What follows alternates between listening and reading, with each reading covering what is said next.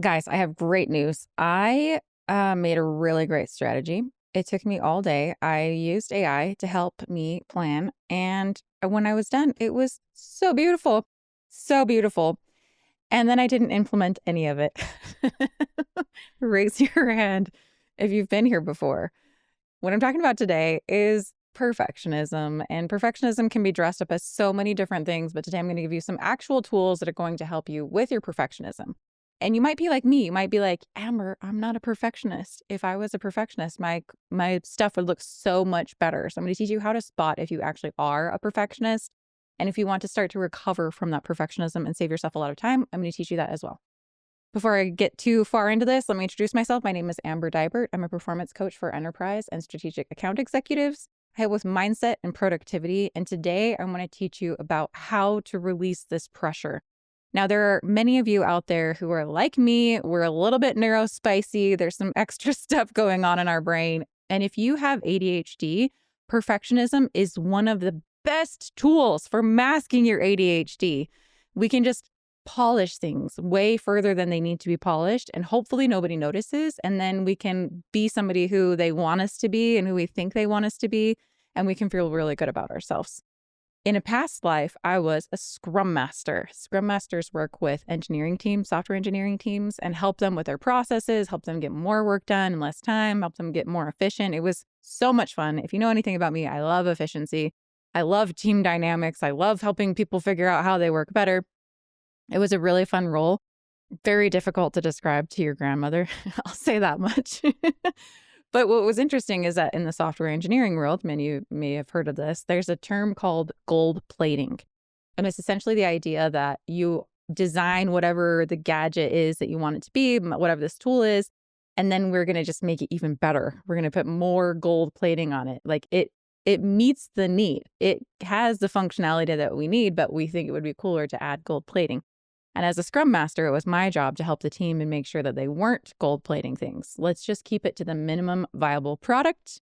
What will check the box that it's done? We don't need to add any extra. Even if we think that would be cool, we're not going to gold plate this. What's fascinating is that I see that trend happening with so many of my sellers.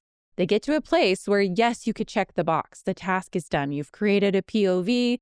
You've created a good outreach strategy. You've got it all figured out. But then the perfectionism kicks in and you start gold plating things. You start adding more to it and making it better and working harder, even though technically it checks the box. It's good enough. You don't have to go any further. But this is a tool that so many of our brains use to protect us. We use perfectionism as a way to not feel bad about ourselves.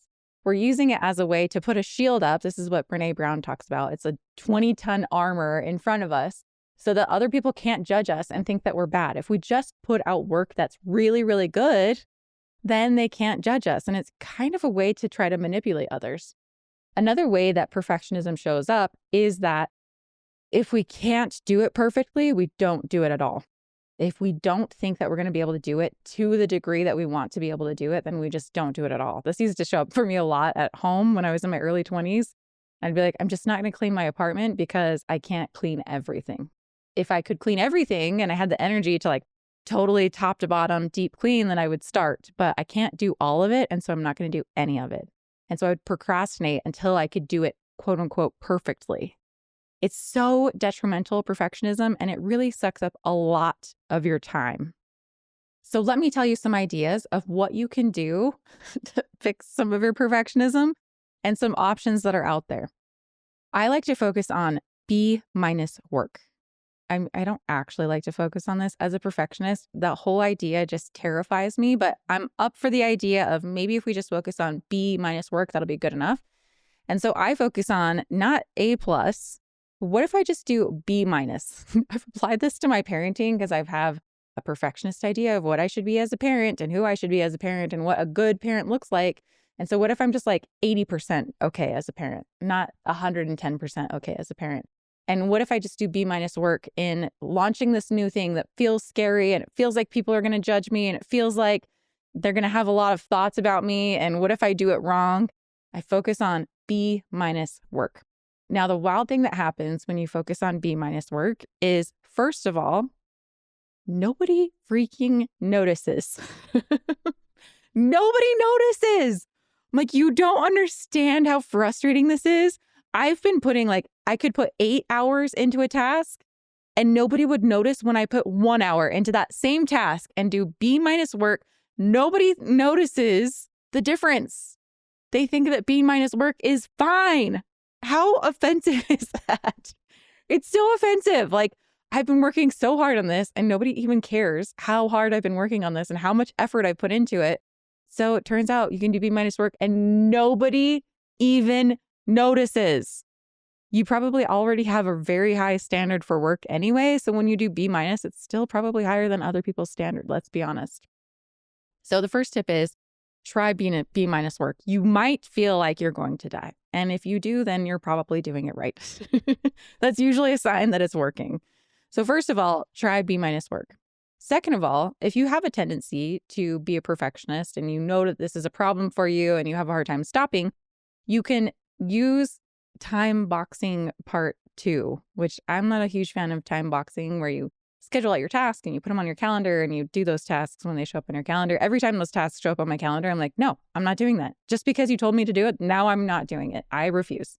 So time boxing doesn't work for me. I've only found a handful of people that it really does work for. So if you're not a time boxing person, you're in great company. However, there's kind of a time boxing 2.0, which is the idea that before working on a task, you decide how long you're going to spend on that task. You don't necessarily decide a time in a day that you're going to work on it, but you decide in advance how long you'll let yourself spend on that task. Like, okay, I need to finish this presentation. I know that I probably could polish it for the next 4 hours or maybe even the next 4 days. But realistically, I probably only need 40 minutes to finish it up and go through it. So deciding in advance, giving yourself enough time, but being like, okay, at the end of this 40 minutes, you need to be done with this presentation, Amber. I like to use like visual timers for this because with my ADHD, I don't always notice the idea of time passing. A visual timer tends to be really helpful. I have no association at all with this group, but the one that I really like for my Macintosh is called Ultimate Focus, and it has a visual timer that shows up in the corner of my screen. I can also do it on my watch. I can do it on my phone. It works across different iOS devices.